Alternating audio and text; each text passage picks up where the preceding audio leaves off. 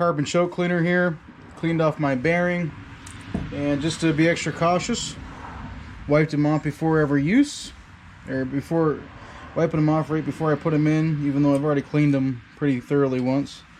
So we're just going to snap the bearings in. You just want to line up the tang with the correct side there. And I'll do the same for this one too. Make sure this is cleaned off. Specifically the backs of these is really what you want to make sure is cleaned off. So I'll just give it one last wipe before it goes in. One last wipe on here. I like to line the tang up first, and then just push it down, hold one side, and just kind of until it rocks back and forth and straightens out. Just like that. And we have our thrust bearing here. So there isn't a direction on this aftermarket thrust bearing. So either way is good. So this one's a little harder to push in, but it's pretty good. And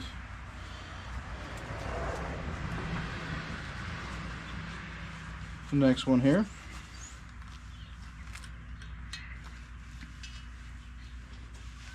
There we go.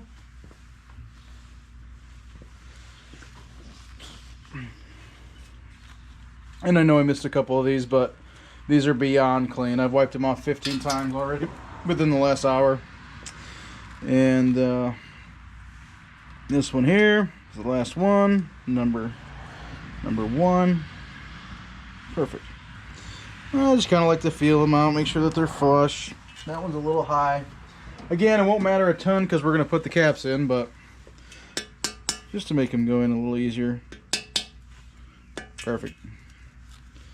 Probably going to do next is go ahead and put the bearings in the caps here. So basically what you want to make sure of is you just want to make sure that the nodule on the bearing on the block itself opposes the bearing that's on the cap. So you want them to be opposite. So you want one on one side and one on the other side. So you don't want them both on the same side. So essentially I just kind of double check them as I put them in. So this is number 2, for instance. I know the tang is over here, and on this one the tang is over here. So you just want to kind of double check that and make sure that that is correct. And we set the crank in, we'll put them in that way, and we'll go all the way down. So up next we're going to put some assembly lube in there. Now we're going to put the assembly lube on the bearings themselves, and something you want to kind of take note of is you don't want the assembly lube to get all the way up to the top there and go over the edges. I've seen a lot of guys just gob it on there. It probably doesn't matter, but just to play it safe, you're going to want to make sure you keep it in the middle.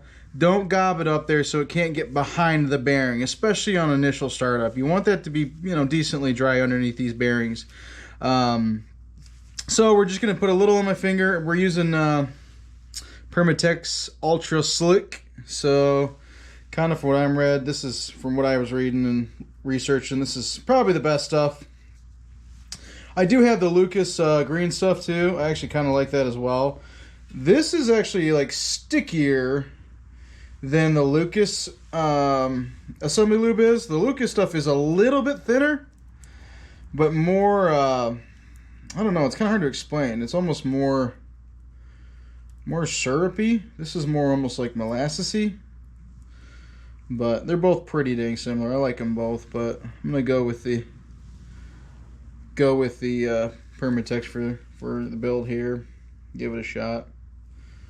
If anybody's got recommendations on that, comment on the bottom. Tell me what your favorite is. I'm sure this is like run of the mill for most guys. I'm sure real engine builders have, you know, like $50 stuff that they use that's like the cat's pajamas. And again, I'm not a professional. I've never rebuilt a motor before. This is purely just based off of research. This is my first time doing this. I have messed with these quite a bit, but I'm definitely not a professional. So if I make mistakes, call me out, do your thing. I'm trying to learn here, so probably better find a mistake now before we get too far into all this. So I'm just going to paint this middle bearing and also just get a little bit on the side. So you want some for the thrust bearing here. you want a little bit of a semi-lube on the edges. Over here on this side and on the other side. Just so that this gets coated with a little bit of some good stuff here. Because the side is also part of this thrust bearing. Because that's obviously the thrust. So now again, you know, it's not a big deal if you don't go super high on those, because we're going to turn the crank. It's going to all get covered, obviously. It's not that big a deal. But use some restraint and gobbing it all on there, I think, is a good idea. So boom, I'm just kind of going like maybe a ½ inch from the base. Not perfect, but all right. So there's that one, and then I'm going to do is do the exact same thing on the main cap bearings, and then we'll set the crank in here. So, got all the main bearings coated with some semi-lube, and then we also got the main bearings and the main caps coated already off to the side. So now we're going to set our crank in. She's a little heavy. You want to set it in even as you can. Just drop her in. I have also cleaned this pretty dang good. So I always just line the middle guy up there, set it in. Don't turn it. You do not want to turn this. Once it's set in, that's what it is. Make sure you keep it that way. Now what we're going to do, set the main caps in. And there is a certain way these go. Basically the way these main caps go is they have wings on them here, kind of pointers, right? So main cap from the front of the motor, main cap 1, 2, 3, and 4 point towards the back of the engine. So it will go in just like this, down. The 5th one will be the opposite. It will point towards the front of the engine. It's weird, but that's just how it is. So basically what we do, you can see it's coated there. We're going to set it in there, just like that. Set it in there, throw our bolts in, and just get it kind of hand tight, and I'm going to go through all of them. Alright, so main cap number 1, and they are numbered with a 1 on them. We're going to set there, line it up best that we can. And it's kind of a tight fit, but it should go in. What I normally do as well is I just have a little hammer here, Harbor Freight, nothing special, just a little plastic hammer, and I'll just tap them in. So it's pretty close.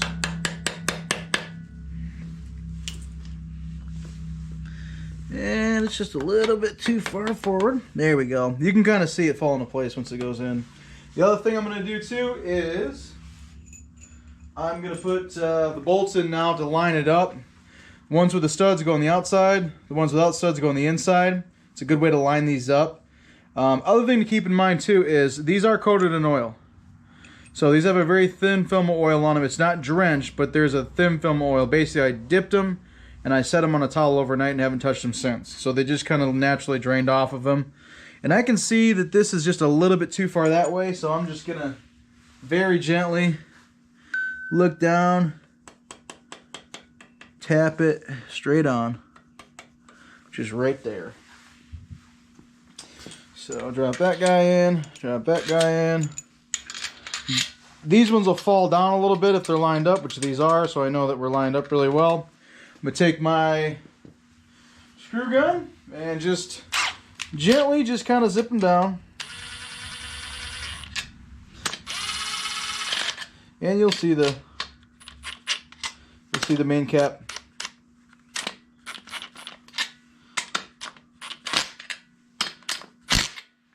Just like that, and then I'll do the same for the inside guys.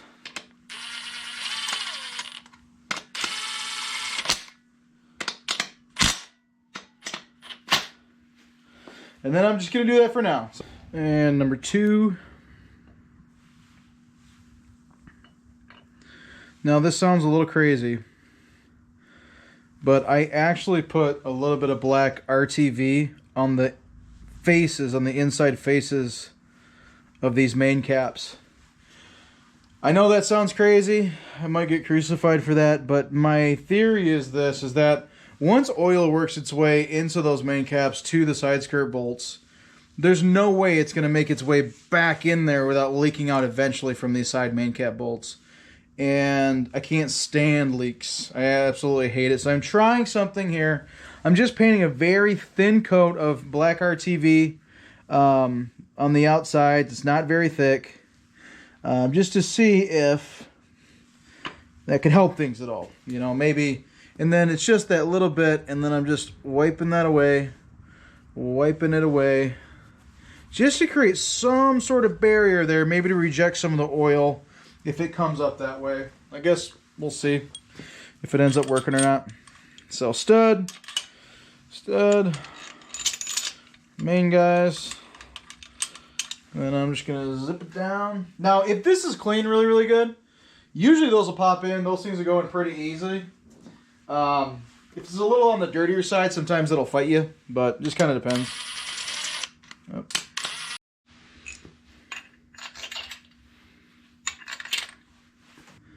Kind of set her in there. You kind of...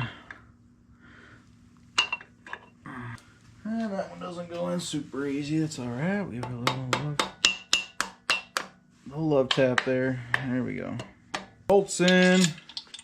And if these aren't lined up, it'll stop like right there, especially for the inner ones. If it lines up, it'll sink pretty far down like that is. That's one way you can tell.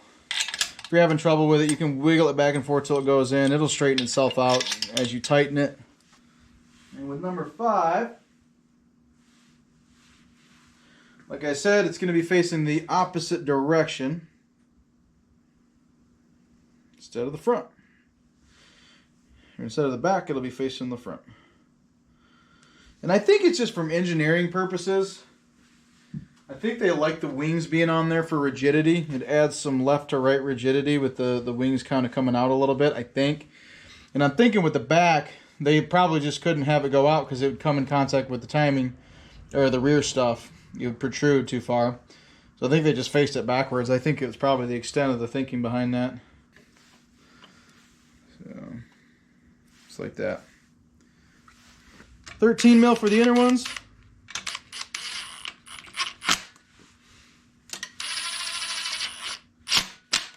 See how I was a little off there?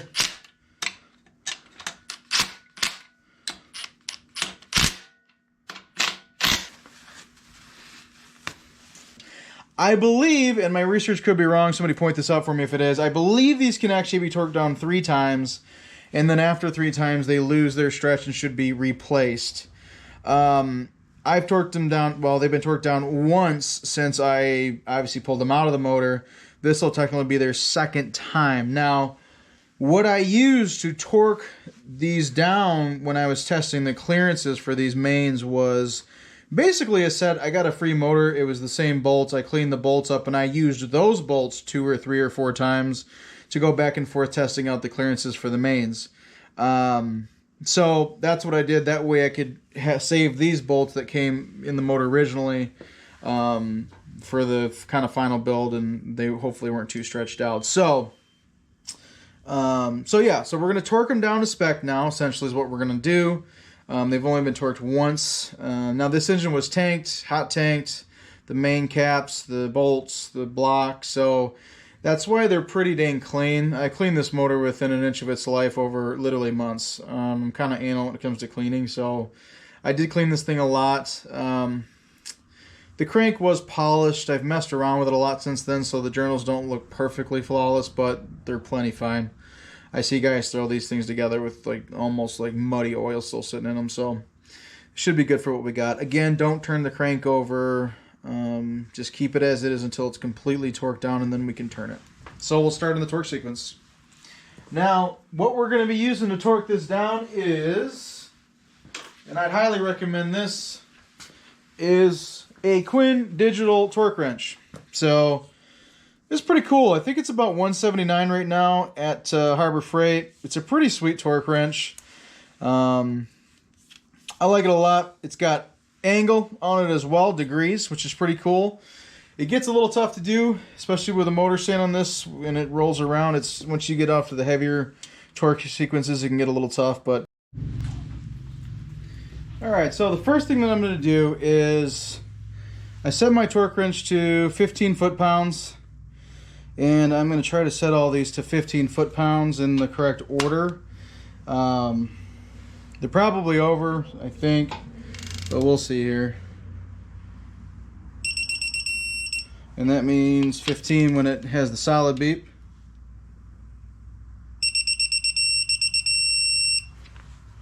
So 1, 2.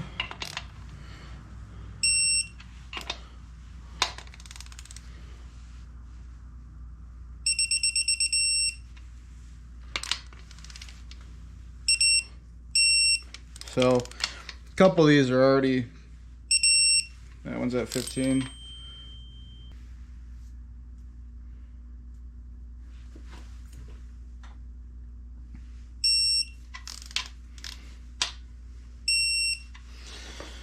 All right, so those are already 15.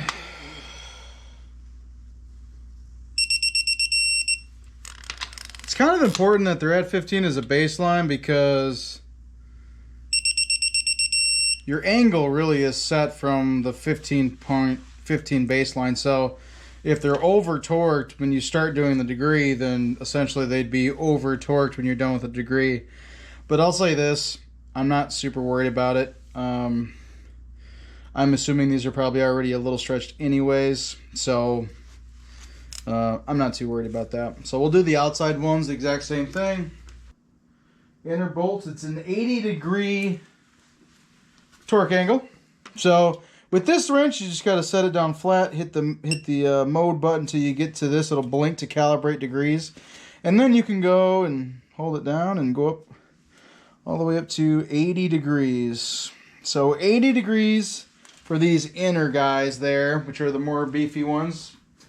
How it goes. So number 1, 80 degrees. So this is where it gets a little tough. You're going to want to make sure you got that oil on there. We get the right socket on here, 13 mil. At least I think it's a 13 mil. Seems to be the thing that fits. So 13 mil. You want to give yourself plenty of room out here. Hold the motor. I like to put my foot on the stand and just start going. And 50, 60, 70. There's 80, exactly. So on this wrench, you just have to hit the function. I think that clears it. Let's see.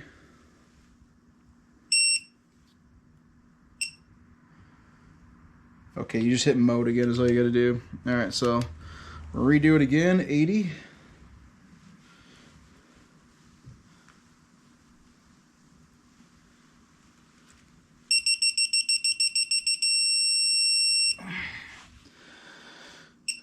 Hit mode 3, number 3, 80 degrees.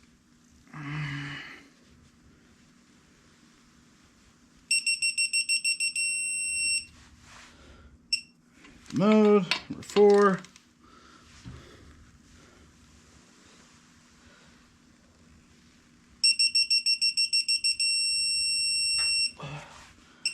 Mode 5.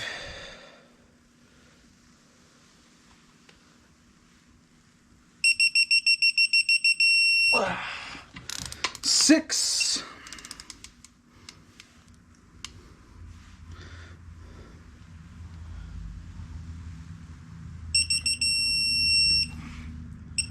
Seven, which is the end back here. And this is where it starts wanting to scoot all over the place.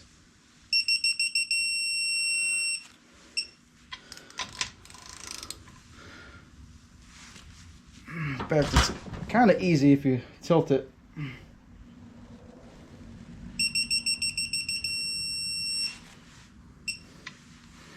Once you get to the edges, it's kind of easier if you start tilting them. And you can stop, go back this way, and it'll actually tell you how much more you have to go when you retract it. And then it'll just continue on from where you were. So I love this torque wrench. I probably don't know anything about torque wrenches, but I like this one a whole lot. I think for the money, it's just pretty nice. So 50, and then when you go back, it says 63.5.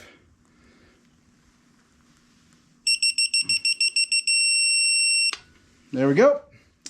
And up next, the exact same thing, but we're just going to do the outer studs. And the outer studs are going to be 51, I believe. Yep. So 51 degrees in the exact same pattern.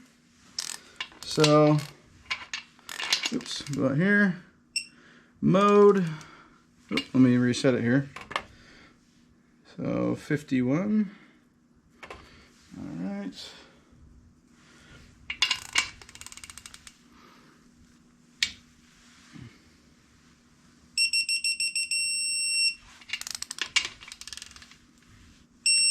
Oop, forgot to reset it.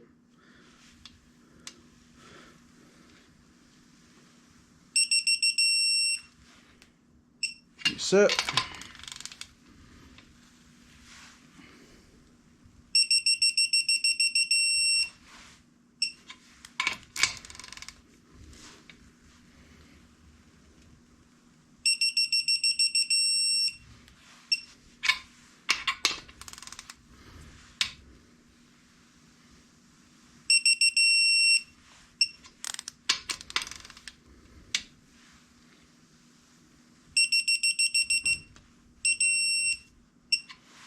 Set.